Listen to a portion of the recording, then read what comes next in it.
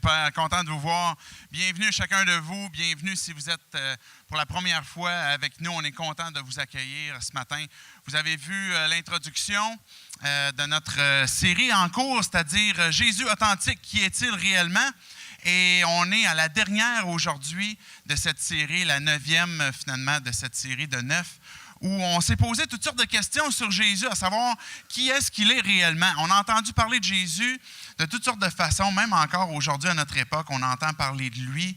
Encore, le vidéo montre différents visages de Jésus, même à travers l'art, comment est-ce qu'il a été illustré. Et cette image-là, finalement, cette vidéo-là est simplement une illustration de comment est-ce qu'on peut voir Jésus différemment, même dans notre société encore aujourd'hui. Et aujourd'hui, on va se poser une dernière question à travers la série. Tous les discours qu'on a eus avaient comme but de répondre à une question. Par exemple, quelle différence est-ce que Jésus a fait dans l'histoire? On s'est posé aussi la question, est-ce qu'on peut se fier, par exemple, au texte biblique qui nous témoigne de Jésus-Christ? Ou est-ce que Jésus est plus qu'un homme? Jusqu'à quel point même Jésus a été un homme? Est-ce qu'il a été 100% homme? Quel était son but sur la terre?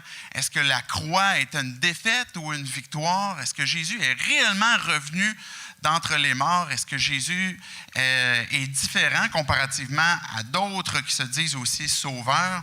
Alors, c'est les questions qu'on a vues.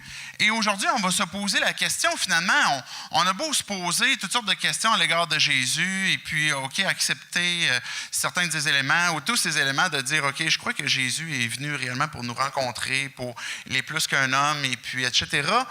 Mais la question qu'on termine aujourd'hui, qui est la conclusion de tout cela, c'est, mais finalement, qu'est-ce que ça change?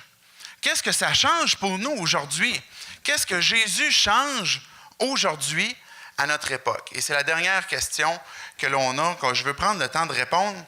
Et je pourrais apporter toutes sortes d'éléments de réponse et je ne veux pas me perdre non plus dans un éventail de réponses de ce que Jésus peut changer aujourd'hui, mais je vais apporter un élément précis qui est, je crois, réellement le cœur de ce que change Jésus aujourd'hui. Juste avant qu'on aille plus loin, j'aimerais qu'on puisse remettre ce temps-là entre les mains de Dieu, qu'on puisse se débarrasser de tout ce voyage-là. Vous êtes partis de chez vous, vous êtes venus ici, on a toutes sortes de choses en tête, vous êtes portés les enfants, peu importe, on va faire le calme, on va remettre ça à Dieu, et après ça, on va se poser cette question-là. Dieu, on te loue ce matin pour ces textes qu'on a ouverts dans ta parole, dans la Bible, et puis qui nous apportaient des réponses à ces questions qu'on avait à l'égard de Jésus. Dieu, on te remet nos pensées ce matin, on te remet nos cœurs, on te remet cet avant-midi entre tes mains. On te demande de la bénir et puis qu'avec ton esprit, que tu nous diriges ensemble et individuellement aussi pour que tu puisses venir mettre ton doigt dans nos vies, dans nos cœurs, exactement là où toi tu le veux, pour que nos vies soient transformées, pour qu'on puisse découvrir la vie en Jésus-Christ. Et tout ça, c'est par son puissant nom compris. Amen. Donc, je veux commencer ce matin avec une illustration avant de répondre clairement à la question. Le cœur, c'est un thème que j'ai eu l'occasion d'aborder cet été dans un camp où on a parlé du cœur et puis c'est l'angle que je veux diriger ce matin. Vous savez, le corps humain possède un organe qui est tout à fait fantastique. À partir du moment où vous avez été conçu dans un certain processus, plus tard après votre conception, jusqu'à votre mort, le cœur se met à battre et puis va pomper finalement le sang nécessaire pour que toutes vos cellules soient oxygénées. On dit, les statistiques sur le cœur disent que c'est environ un 5 cm par 9 cm. On pourrait dire que c'est proportionnel à votre corps, c'est-à-dire que si vous êtes un gros monsieur avec un gros poing, vous avez un gros cœur, une petite madame avec un petit poing, un plus petit cœur, c'est proportionnel relativement à votre poing. On dit que c'est environ 350 grammes, son poids, qui a une capacité de pompage de 8000 litres de sang par jour. Imaginez le muscle quand même, hein, qui n'arrête jamais, qui continue continuellement, et puis même par année, de 3 millions de litres par année. J'ai eu quelques enfants, puis tantôt, je disais juste un peu plus tard dans le processus, on peut déjà entendre le cœur. À 20 semaines, déjà, on peut voir déjà les membres du bébé qui sont déjà formés. Puis même avant ça, peut-être aux environs de 8 semaines, là, je ne suis pas spécialiste du domaine, mais à partir de 8 semaines de conception, 9 semaines de conception, on peut déjà même entendre le cœur qui a déjà commencé à battre. Le cœur est l'organe central du corps aussi, qui nourrit tous les autres organes. Et au Québec, on dit que c'est la principale cause de décès qui est attribuée finalement au cœur, suivi du cancer. Puis on dit que les principaux facteurs de risque reliés justement au décès, reliés au cœur, c'est l'obésité ou l'alimentation aussi. Ce cœur que l'on possède fait un parallèle avec le cœur que souvent la Bible va parler que l'on a aussi. Le cœur, selon la Bible, il ne fait pas référence à la pompe que je viens de parler, mais les parallèles que je viens d'énumérer par rapport à la pompe que l'on a, le cœur physique, l'organe, ils sont très semblables à l'égard de notre cœur que je vais appeler notre cœur spirituel. Vous savez, au Québec, la première cause de mortalité reliée à la mort spirituelle, c'est le cœur. Je reviens à l'organe comme tel. Quand on arrive sur un lieu d'accident, que ce soit des pompiers, que ce soit des ambulanciers, la première des choses qu'ils vont aller observer, c'est pas tant à savoir est-ce que le bras il est cassé ou est-ce que le foie il est affecté. On va regarder est-ce que le cœur pompe. Vous allez à l'hôpital, est-ce que le cœur fonctionne bien? Et les poumons aussi, fait partie évidemment des organes qu'on vérifie. Mais le cœur spirituel au Québec est la première cause de mortalité. Et ce qui entre dans notre cœur et ce qui en sort aussi, l'alimentation, je peux dire, de ce cœur spirituel est aussi ce qui contribue beaucoup à le faire mourir. La Bible va parler plus de 900 fois du cœur et 77 fois rien que par exemple dans les Proverbes. Et quand la Bible va parler du cœur, comme je disais tantôt, c'est pas tant de la pompe, de l'organe comme tel, mais elle va parler de notre centre, d'où la base de qui on est, de notre personnalité, de qui nous sommes, d'où tout découle de qui on est. C'est la base de qui tu es, le point central de ce que l'on est. Et quand Dieu va nous parler, à travers sa Bible, de ce cœur-là, il va s'adresser comme ça à notre plus profond de qui nous sommes. Le plus profond de qui nous sommes. D'où tout découle de notre tempérament, de notre volonté, de nos intérêts, de nos motivations, de nos pensées aussi. La Bible va résumer ça en employant le terme « le cœur ». Comme je disais, à plus de 900 fois, elle va en parler. Maintenant, il y a un problème à l'égard de ce cœur-là. Regardez Proverbe 20, verset 9. On se fait poser une question ce matin. Qui pourra dire « J'ai purifié mon cœur et je suis pur de mon péché ». Le mot « péché », c'est un terme que de plus en plus, on n'aime pas bien entendre. C'est un terme peut-être même qu'au Québec, on aimerait pouvoir enlever du dictionnaire, on aimerait pouvoir dire même que ça n'existe pas. Mais on se fait poser une question, finalement, même à travers la Bible. Bien, qui va pouvoir dire, bien, moi, j'ai réussi à purifier mon cœur et puis je suis pur de mon péché. Je reviens sur l'organe comme tel avant que j'aille plus loin. Si je vais, par exemple, j'ai des difficultés cardiaques, je vais à l'hôpital, je rencontre mon médecin, mon cardiologue, et puis il me dit, bon, bien, M. Chouinard, vous avez fait une série de crises cardiaques, votre cœur est hypothéqué, vous êtes bouché à 85 % et puis il n'y a plus grand-chose à faire avec votre cœur. Tous les facteurs de risque sont là pour qu'il y ait un danger que vous mouriez du cœur. Si je me fais dire ce diagnostic-là, je vais faire tout ce que je peux pour ne pas en mourir. Que je le croie ou que je ne le croie pas, ça va demeurer quand même une réalité. Et là, je pourrais me remettre à l'exercice, je pourrais me remettre à bien manger, ce qui va certainement aider cette condition de vie que j'ai, même si mon cœur est hypothéqué. Mais il demeure quand même que les facteurs de risque sont très élevés et que je pourrais mourir du cœur. Mais je reviens à cette déclaration-là qu'on vient de se faire poser par Salomon. Qui va pouvoir dire « j'ai purifié mon cœur » quand notre propre cœur, l'organe, on a de la misère à renverser la vapeur pour dire « OK, là, mon cœur, je ne veux plus qu'il soit hypothéqué, je vais renverser la vapeur ».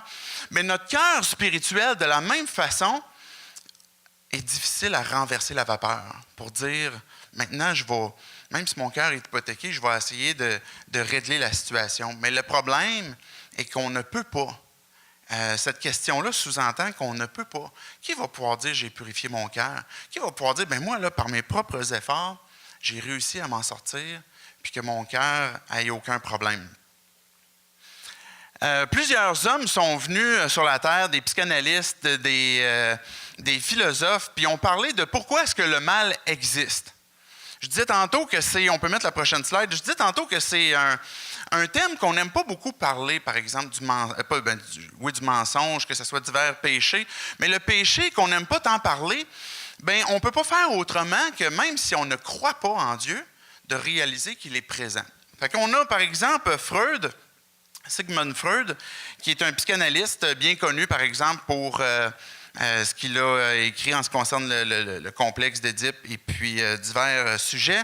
Ce que lui, il va dire à l'égard du mal, il va dire à l'égard du péché, le mal commis par l'humain est le résultat de nos instincts primaires perdus pour la plupart en cours d'évolution. Ce que lui, il va dire, c'est au tout début, là, dans l'évolution de ce que l'homme était, les instincts primaires amenaient à faire beaucoup de mal et puis, merci Catherine, amenaient à faire beaucoup de mal, beaucoup de difficultés.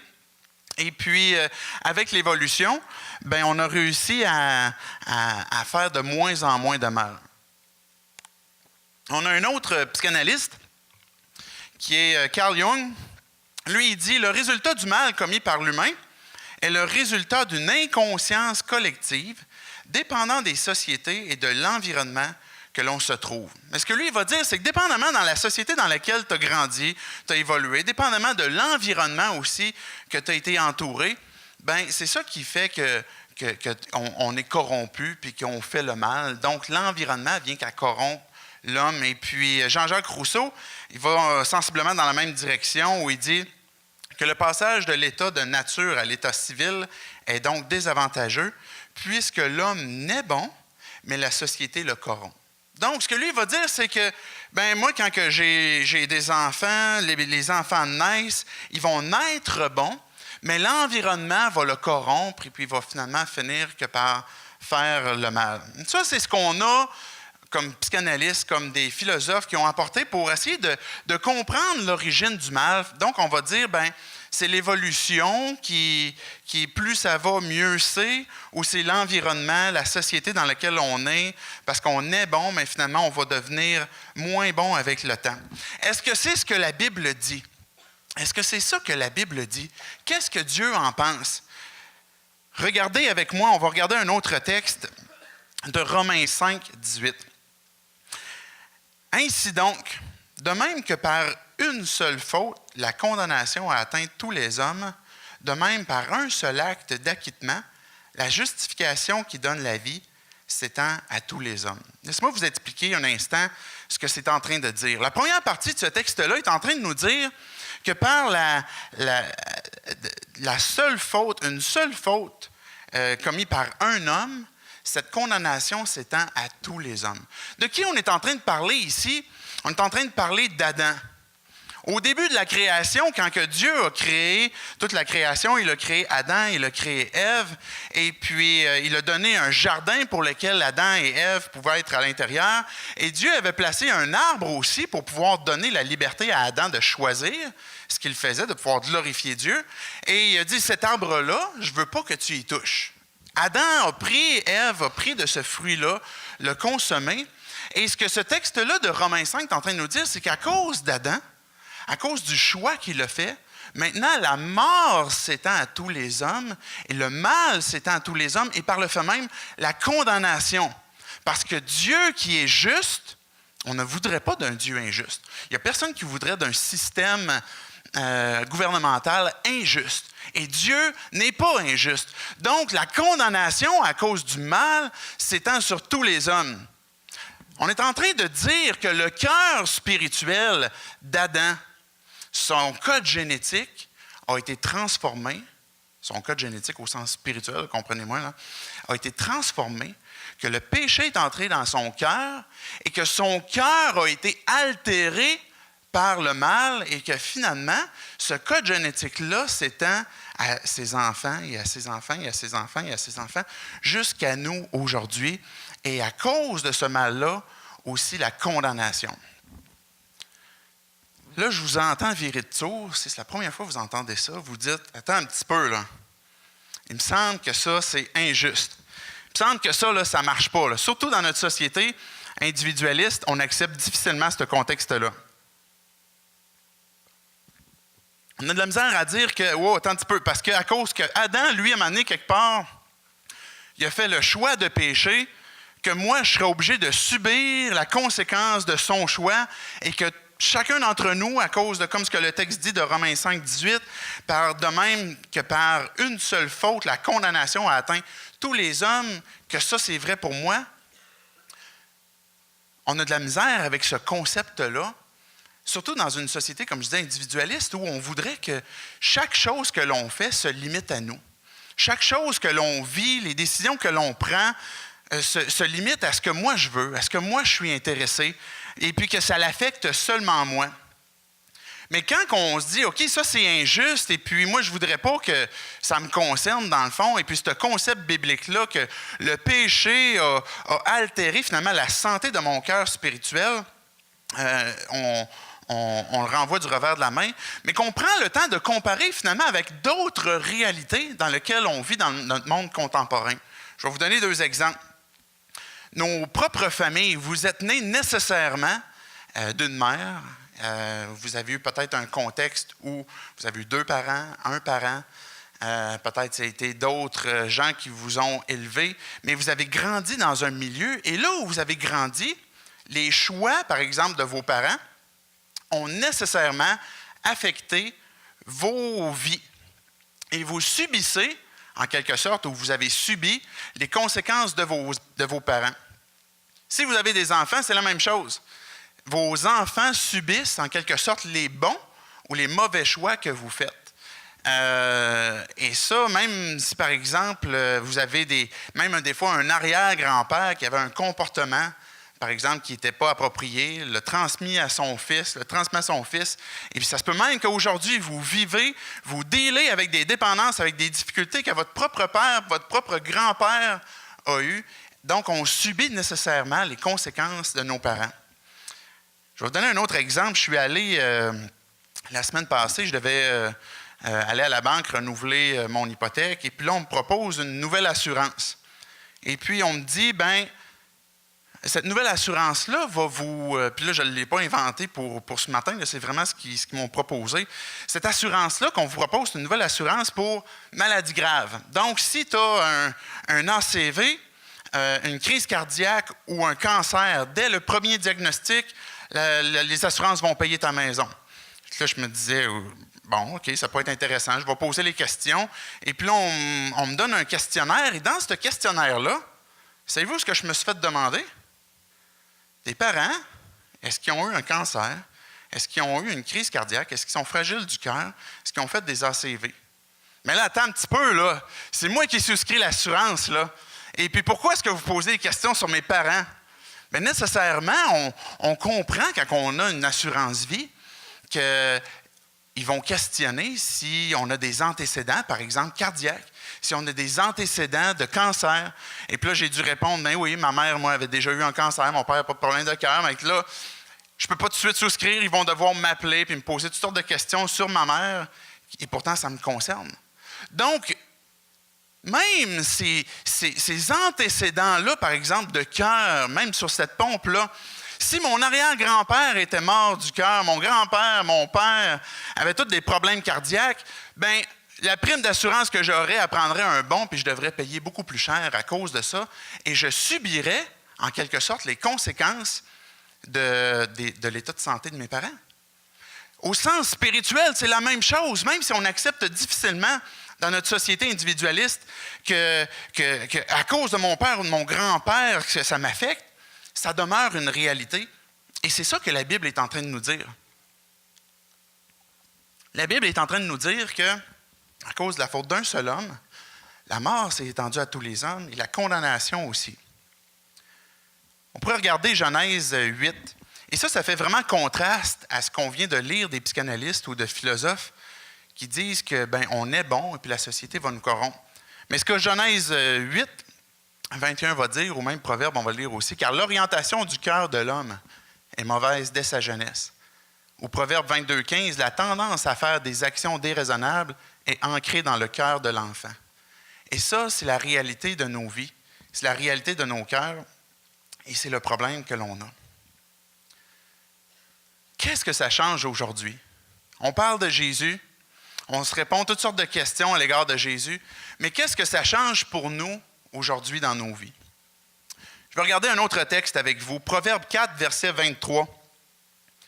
Un autre proverbe qui nous est dit, « Garde ton cœur plus que toute autre chose. Garde ton cœur plus que n'importe quoi, parce que de lui jaillissent les sources de la vie. » À un moment donné, j'étais allé faire, il y a quelques temps, j'étais allé faire un canot camping. Et puis, c'était quand j'étais moi-même plus jeune. Là, on était avec d'autres adolescents. Et puis, on avait grimpé dans une montagne. Puis, à un moment donné, on avait vu une petite rivière qui coulait, qui était issue d'une source.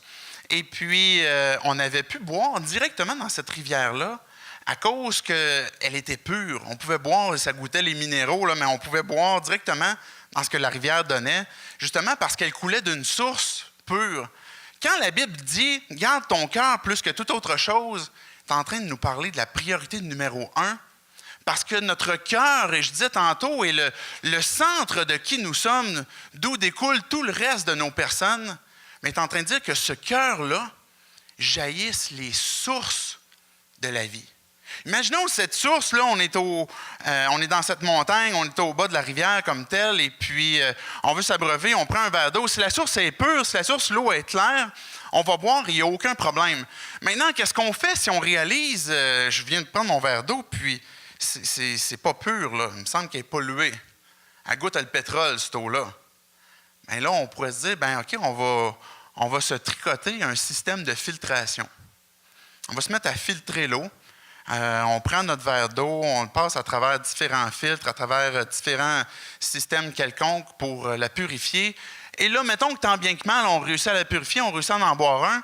Savez-vous c'est quoi le problème? C'est quand on en veut un deuxième, il faut recommencer encore une fois. Donc, ce qu'on doit faire, c'est remonter la rivière et réaliser que d'où la source, d'où la rivière commence, d'où elle prend, d'où elle jaillit, c'est-à-dire la source, s'il y a un baril de pétrole rendu là, bien c'est ça le problème.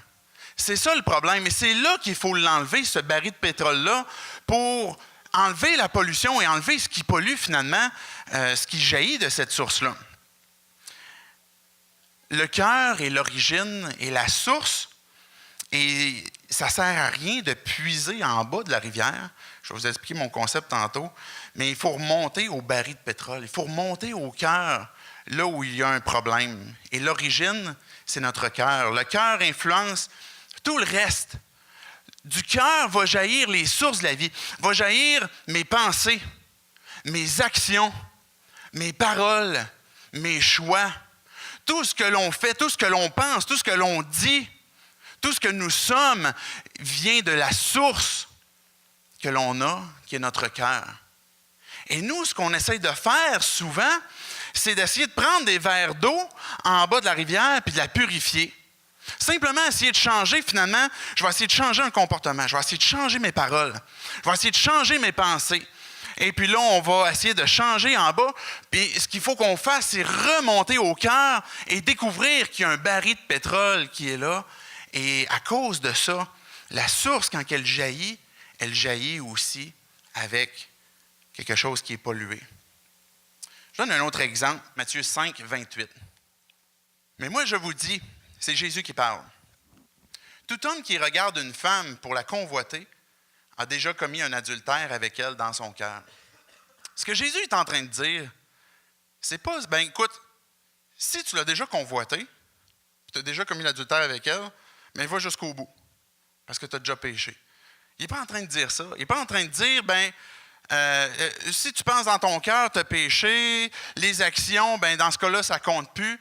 parce que tu l'as déjà fait dans ton cœur. Ce qu'il est en train de dire, finalement, ce qu'il est en train de nous montrer, c'est qu'il est en train de démontrer que la source, elle est contaminée. Il est en train de nous montrer que la source est contaminée. Parce que si je viens qu'à convoiter dans mes pensées, dans mon cœur, avant même que ça se rende dans des actions, parce que souvent les actions vont être aussi le fruit d'une réflexion, d'une pensée, de désir. Et quand on arrive à faire les actions, bien, on est en train tout simplement de démontrer que ça a passé par de la convoitise, mais que ultimement, pour démontrer que le cœur est pollué et qu'à cause de ça, nos convoitises, nos pensées et nos actions, nos motivations sont contaminées par ça. Un autre texte qu'il y a, que j'ai apporté sur la slide, Matthieu 6, 21, dit en effet, là où est ton trésor, là aussi sera ton cœur. Là où on attache notre trésor, nécessairement est présent notre cœur aussi. Notre cœur va démontrer beaucoup, ce à quoi on s'attache va démontrer beaucoup aussi l'intérêt de notre cœur. Tout ce qui n'est pas orienté ou alimenté de la personne de Dieu devient une idole. On avait parlé il y a plusieurs temps de qu'est-ce que c'est une idole. Et puis, ce n'est pas juste une statue devant laquelle on va s'agenouiller, se prosterner, etc. Mais tout ce qui est dans nos vies, finalement, qui peut devenir notre trésor, ta carrière, tes enfants, peut-être ton école. Je ne sais pas s'il y en a qui, pour eux, leur trésor, c'est l'école. Ça existe, j'imagine, quelque part dans le monde. Mais bref, que ce soit la carrière, que ce soit ta headset, que ce soit ton auto, que ce soit le regard des autres sur toi, tout ce que tu recherches, tout ce que tu désires qui n'est pas Dieu, est en train de devenir une idole. À un moment donné, Daniel Moreau nous avait parlé de la consommation, qui est une idole aussi dans notre société. Et je suis absolument d'accord. Maintenant, là où est ton trésor, là aussi sera ton cœur. Notre cœur, qui est la source, d'où jaillissent les sources de la vie finalement, est en train de démontrer qu'il y a un baril de pétrole qui est là et qui a besoin finalement d'être purifié à sa source, à l'origine, et pas en bas de la rivière, à juste un verre d'eau à la fois. Et ce qui sort de la bouche, c'est ce que le dernier texte dit, Luc 6, 45. En effet, la bouche exprime ce dont le cœur est plein. C'est de l'abondance du cœur que va parler la bouche. On pourrait essayer de se mordre la langue, se tourner la langue 7 fois, 1000 fois, mais ce qui sort de la bouche vient du cœur. Et on pourra se mordre la langue, et ça sera encore une autre façon de filtrer de l'eau en bas, mais s'il y a un problème à la source, ça va toujours demeurer. Qu'est-ce qu'on peut faire? C'est la prochaine slide que j'ai apportée. C'est la question qu'on se pose finalement. Bien, si David, tu me dis, OK, notre cœur il est pollué, il y a un baril de pétrole qui est là, puis l'essentiel, c'est pas de filtrer l'eau en bas finalement de la rivière, mais de revenir à la source et puis d'enlever ce qui pollue finalement le reste de nos motivations, de notre existence, de nos pensées, quoi que ce soit d'autre. Qu'est-ce qu'on peut faire? Mais vous savez, dans notre monde, on est bon pour s'inventer des systèmes pour penser qu'ils vont changer notre comportement. On va se donner des méthodes de changement de comportement. Là, on va s'établir certaines lois, certaines règles, et je ne suis pas en train de dire que la relation d'aide, c'est pas bon. Je ne suis pas en train de dire que certains systèmes comme ça ne sont pas bons. Mais ce qui n'est pas bon, c'est quand on pense que ces systèmes-là peuvent enlever ce qui pollue notre cœur. Donc, on va se dire, bien, OK, si moi j'ai un problème, par exemple, avec la gourmandise, je vais me donner un système de lois ou de règles qui va m'aider finalement à ne pas toucher à ça, à ne pas faire ça. À telle heure, je n'ai pas le droit de manger telle affaire ou telle affaire. Et puis, on va se donner un encadrement serré, que ce soit par exemple, même avec des comportements, par exemple, j'ai besoin de trouver ma valeur dans le regard des autres. Ça pourrait être un autre exemple que je donnerais. Donc, on va se donner des lois, on va se donner un encadrement serré, on va se faire suivre pendant 22 rencontres pour s'assurer que l'encadrement est très serré. Et puis finalement, on va s'assurer de se donner aussi des techniques de changement, qui est le dernier ici. Donc, on va additionner ça et puis on va espérer que le comportement va être changé. On va espérer que le comportement va être changé. Mais vous savez, si on réussit à changer un comportement, Je dis, par exemple, moi, je souffre de trouver ma valeur dans le regard des autres, par exemple, et puis j'ai réussi maintenant, à travers ces méthodes-là, à travers différentes lois, à travers un encadrement serré, à ne plus trouver ma valeur dans le regard des autres. Le produit qui va en ressortir va être de l'orgueil. Je vais être fier de moi. Je vais être bon de moi, de ce que j'ai réussi à accomplir. Et si je n'ai pas réussi, ce qui va arriver, ça va être du découragement, la dépression. Comment ça se fait que je ne suis pas capable? Comment ça se fait que ça revient constamment? Comment ça se fait que je pensais que j'avais enlevé ça, ce mauvais comportement-là, puis finalement, ça revient, puis ça revient, puis ça revient, puis ça revient, puis ça jaillit toujours. La rivière a continué de couler avec la pollution à l'intérieur. Maintenant, le problème avec cette technique-là appliquée au cœur, c'est quand on réussit à changer un mauvais comportement, ça va amener d'autres éléments qui vont juste contribuer à polluer, que ce soit l'orgueil ou que ce soit l'apitoiement. On ne s'en retire pas finalement amélioré. Il y avait un groupe de gens à l'époque de Jésus que Jésus a été très virulent à leur égard. Ce groupe de gens-là, c'était des pharisiens. Jésus, quand il rencontrait des pharisiens, souvent les pharisiens, en fait, c'est eux qui cherchaient à rencontrer Jésus, cherchaient à le prendre au piège et cherchaient finalement à l'amener dans des diverses tranchées pour l'amener à dire qu'il n'est pas si bon que ça, et puis ce qu'il fait n'est pas si bon, puis son enseignement n'est pas si bon. Et Jésus était très virulent à l'égard des pharisiens parce qu'eux, ils performaient dans les techniques de changement de comportement. Et il réussit à performer, par exemple, en disant, moi, je réussis à vivre et à respecter les lois, les règles. Je suis même bon pour faire un encadrement serré. Je connais les techniques aussi de changement. Et Jésus, quand il confrontait les pharisiens, il confrontait justement cet orgueil que ces gens avaient, et en faisant fi, finalement, que leur propre cœur était pollué. Et ils amenaient même, finalement, sur les gens qui les entendaient, le découragement. Si eux, ils réussissaient, ils s'en sortaient avec de l'orgueil, puis ce que les autres s'en tiraient, c'était avec du désespoir et du découragement aussi. Regardez le verdict de Jésus, qui est la prochaine slide, de Matthieu 15. Il y a eu un moment donné, justement, que je lise, juste pour vous donner le contexte. Il y a eu un moment donné une discussion où les pharisiens étaient en train d'épier tous les faits et gestes de Jésus et des disciples de Jésus. Puis à un moment donné, les disciples de Jésus sont allés manger sans se laver les mains. Je ne sais pas si ça vous est déjà arrivé, de ne pas vous laver les mains avant de manger. Mais les pharisiens, eux autres, ils n'aimaient pas ça. Parce que leurs pères, leurs ancêtres, avaient établi un rite religieux qu'en travers de se laver les mains, c'est la technique, c'est des bons rites, des choses pour finalement que Dieu soit fier de nous puis qu'il nous aime à cause de ça. Eux, ils ont vu les disciples de Jésus qui ont commencé à manger sans faire les rites des ancêtres, sans se laver les mains, sans procéder à des techniques de changement ou d'application de la loi. Donc, ces pharisiens-là, ils vont voir Jésus puis ils vont dire « Hey, Jésus, tu nous dis que tu es bon, mais en fait, on a vu tes anciens qui ne se sont pas lavés les mains. » Regardez la réponse de Jésus. « Ce peuple prétend s'approcher de moi et m'honorer des lèvres, mais son cœur est éloigné de moi. » Ces pharisiens prétendaient pouvoir s'approcher de Dieu, honorer Dieu, mais en fait, Jésus est en train de dire, mais son cœur est encore éloigné.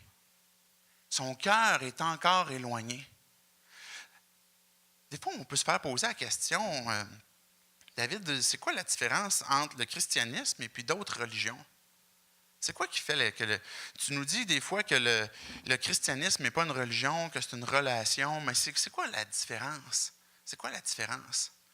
La religion, c'est exactement ce qu'on vient de décrire, ce système de loi qu'on va s'appliquer pour s'encadrer, pour marcher droit, pour mériter notre ciel, pour gagner notre ciel, et finalement nous amener à oublier qu'il y a un problème plus profond.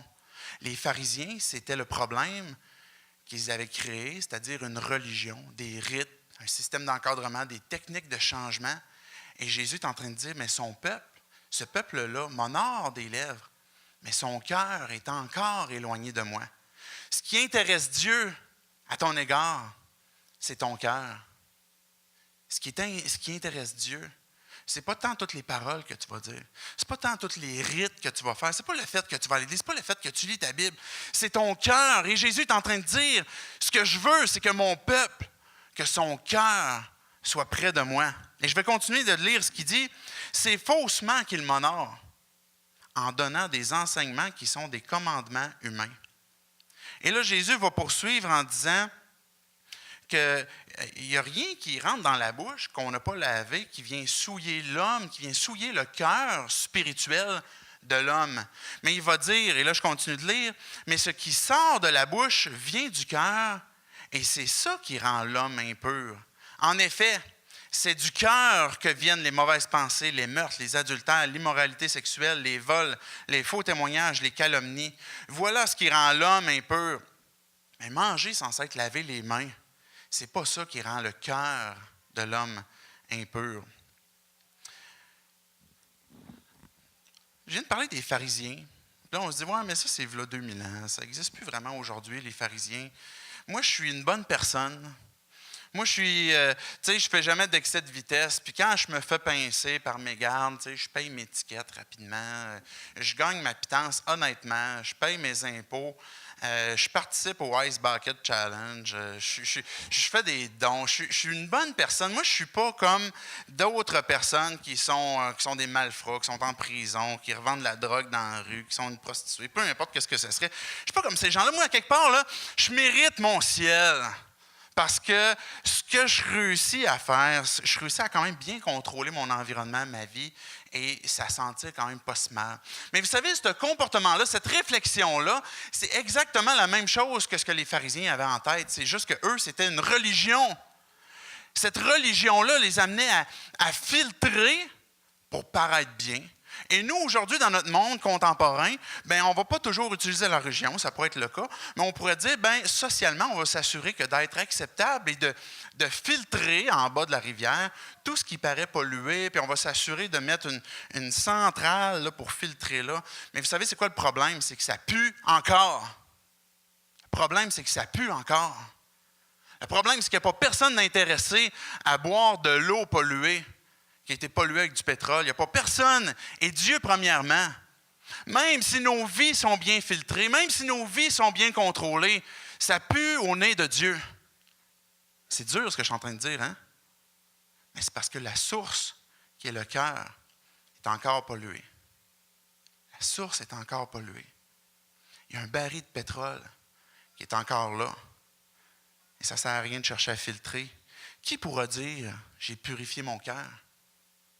Vous vous souvenez de cette question qu'on s'est posée au tout début? Qui va pouvoir dire hey, « moi, mon système de filtration est impeccable et parfait » ? Personne. Ça pue encore. Ça pue encore. Qu'est-ce que ça change aujourd'hui? Jésus, qu'est-ce que ça change réellement aujourd'hui? Qu'est-ce qu'il change aujourd'hui? Et c'est ça notre question. C'est ça la question qu'on se pose. Je vais terminer avec un dernier texte. En fait, je vais avoir 2 derniers textes. Ce que Dieu change, ce que Jésus change aujourd'hui, c'est ton cœur.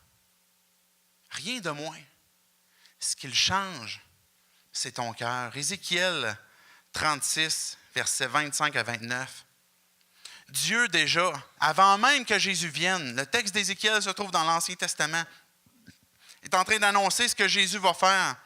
Et il dit, « Je vous aspergerai d'une eau pure et vous serez purifiés. » Qui va pouvoir dire, « J'ai purifié mon cœur » Mais Dieu est en train de nous dire, « Je vais le purifier. » Je vous purifierai de toutes vos impuretés, de toutes vos idoles. Je vous donnerai un cœur nouveau et je mettrai en vous un esprit nouveau.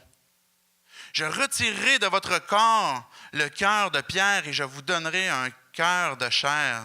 Pas un corps, mais excusez, un cœur de pierre, je vous donnerai un cœur de chair. Et c'est mon esprit que je mettrai en vous. Ainsi, je vous ferai suivre mes prescriptions. Je vous ferai garder et respecter mes règles. Je vous sauverai de toutes vos impuretés. Tantôt, on a lu Romains 5, verset 18. De mémoire, c'est le verset 18. Si à cause d'Adam, son code génétique de son cœur a été pollué, altéré, puis s'est étendu à tous les hommes, la suite de ce verset-là, ce qu'il est en train de dire, c'est qu'à cause du deuxième Adam, on parle de Jésus comme le deuxième Adam. Pourquoi? Parce que Jésus est celui qui est venu et que par lui, par son acte de justification, on peut avoir un autre Père. Si j'ai hérité du péché d'Adam, mon premier père, maintenant, à cause de Jésus-Christ, je peux avoir une nouvelle identité, un nouveau cœur, son esprit qui vient vivre en moi. Et il n'y a plus de condamnation pour ceux qui sont en Jésus-Christ. Mais ils sont sauvés. Leur cœur est renouvelé. Et ce que le texte d'Ézéchiel dit, c'est « Je vais vous enlever le pruneau que vous avez dans le corps, qui ne fait plus grand-chose, qui vous rend malade, qui vous empêche de vivre convenablement. Je vais vous l'enlever, puis je vais vous transplanter mon cœur. Je vais te transplanter mon cœur. » Si tu reçois une transplantation un jour, c'est parce que quelqu'un est mort. Si tu reçois le cœur de quelqu'un un jour, c'est parce qu'il y a une autre personne qui est morte. Jésus est mort. On s'est posé cette question-là. Est-ce que Jésus est revenu des morts? Est-ce que la croix de Jésus est une défaite ou une victoire? C'est une victoire pour nous. C'est une victoire que lui a eue en revenant d'entre les morts. Et c'est une victoire parce que lui, en mourant, il voulait te donner son cœur. Puis dire, j'ai un deal avec toi. Je vais t'enlever ton pruneau. Je vais t'enlever ce qui est sec, ton cœur de pierre. D'où découlent tes pensées. D'où découlent tes motivations, tes désirs. D'où découle toute ta vie. Et que tous tes choix qui sont orientés en fonction de ce cœur de pierre qui est pollué, je vais te l'enlever pour te placer mon cœur. Je vais te donner mon esprit pour que tu puisses me suivre, tu puisses marcher avec moi, pour que ta source, ton cœur soit pur, soit purifié. Et que là, le reste qui va couler, on va avoir des nouvelles motivations, des nouvelles pensées, des nouveaux désirs. Et cette transformation-là s'opère par la puissance de Dieu, pas par un système de filtration qui fait que ça pue encore.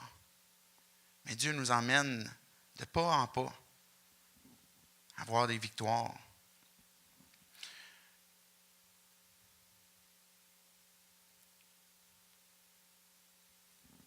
Les nouveaux comportements sont maintenant possibles à cause de la source, elle est changée. J'aimerais inviter les musiciens à s'avancer. On va conclure dans quelques instants. Quand on emploie l'expression « se convertir à Jésus-Christ », ce n'est pas d'adhérer à des nouvelles règles. Quand je dis « se convertir à Jésus-Christ », ce n'est pas d'adhérer à une religion, à une église, à un nouveau cercle d'amis. C'est confesser à Dieu. C'est de dire à Dieu, j'ai besoin d'un sauveur. J'ai besoin d'une transplantation.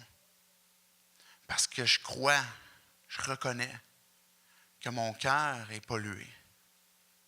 Que toutes mes pensées, mes actions sont polluées. Dieu, je crois que mon cœur m'emmène même à être séparé de toi, à être condamné selon ta justice. Quand on se dit, je veux faire un 180, je veux me repentir de mes péchés, c'est que je suis en train de dire, Dieu, mon cœur, je le reconnais. Ma vie s'en va dans une direction qui ne te plaît pas. L'eau qui coule encore de cette source-là te pue encore au nez. Et Dieu, j'ai besoin de ton pardon. J'ai besoin d'une transplantation. Et c'est ça que je veux te donner comme occasion ce matin. Je ne veux pas conclure avec l'idée que tu vas ressortir avec une compréhension intellectuelle de ce qu'on a parlé pendant 9 semaines. Qu'est-ce que ça change aujourd'hui pour toi? Qu'est-ce que ça change aujourd'hui pour toi?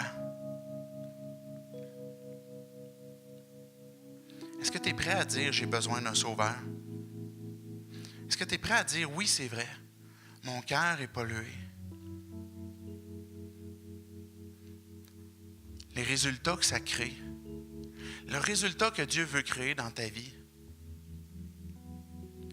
si quelqu'un est en Christ, il est une nouvelle créature. Les choses anciennes sont passées. Voici, toutes choses sont devenues nouvelles. Dieu transforme les vies. Dieu veut transformer ta vie. Et ça, c'est possible pour toi ce matin. Jésus est vivant. Jésus transforme les vies encore aujourd'hui. Et tout ce qu'il a fait, tout ce qu'on a parlé de lui est vrai pour qu'aujourd'hui, encore à notre époque, en 2014, que des cœurs soient transplantés. Que le cœur de Jésus soit transplanté. Juste à poser quelques questions de réflexion. Je vous invite à baisser vos têtes, fermez vos yeux. Simplement à réfléchir à ces questions pour vos propres vies. Peu importe le nombre d'années que tu vas dans une église,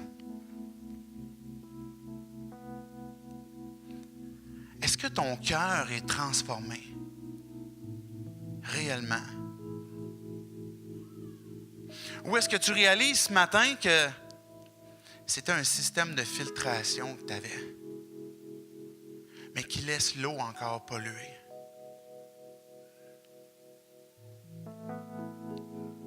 Mettons que ça fait 2 jours que tu vas à l'église et que tu n'avais aucun de ces systèmes religieux de transformation. Est-ce que tu as besoin ce matin d'un nouveau cœur?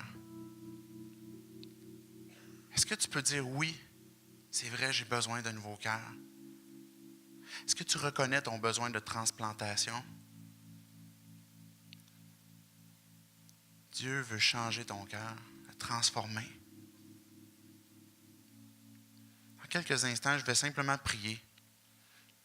Ces mots-là ne sont pas des mots magiques.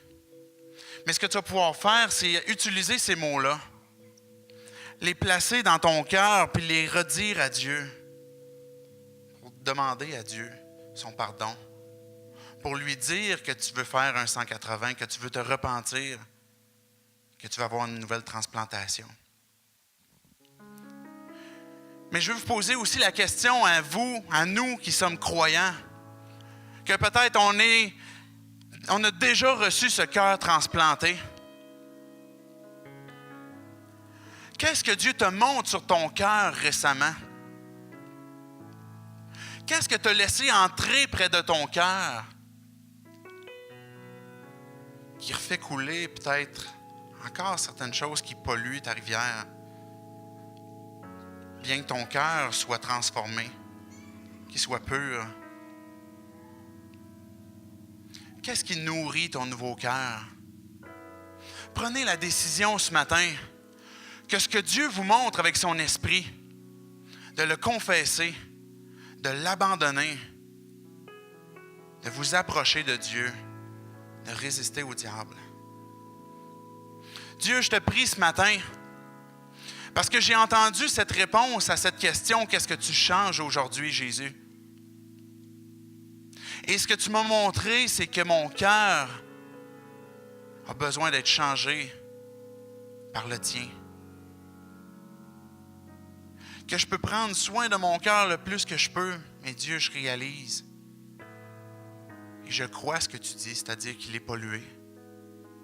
Que le péché est à l'intérieur et que je ne suis pas capable de m'en délivrer moi-même, de m'en purifier. Dieu, je t'abandonne ma vie. Parce que je réalise que je ne peux pas la changer moi-même.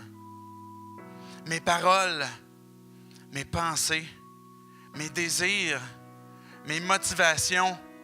Puis Dieu, je ne sais pas comment je vais réussir à tout abandonner sans vouloir reprendre.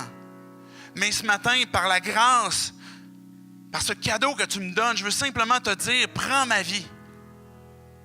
Pardonne-moi. Prends mon cœur de pierre et donne-moi ton cœur, Jésus. J'ai besoin que mon cœur soit renouvelé, soit pur, et qu'avec ton esprit, que toi, Dieu, tu vas m'accompagner pour me montrer pas à pas ce que tu veux de moi. Fais de moi ton enfant. Transforme-moi. Je veux te suivre. Et Dieu, on te prie aussi pour nous qui pourrions dire que notre cœur t'appartient déjà, que tu nous as déjà transplanté ton cœur, qu'on s'engage, Dieu, encore, qu'on renouvelle notre marche avec toi, qu'on veut continuer de se repentir de comportements qui nous fait la guerre à l'âme. Accompagne-nous. Garde-nous, Dieu, de systèmes religieux. Garde-nous de systèmes de filtration. Rappelle-nous constamment, Dieu, de revenir à ce cœur de chair pur et sanctifié qui est le tien, que tu nous as donné. Et que par ton esprit, que nos vies puissent être dirigées par toi. Et tout cela, c'est par le puissant nom du Seigneur Jésus-Christ qu'on te prie. Amen.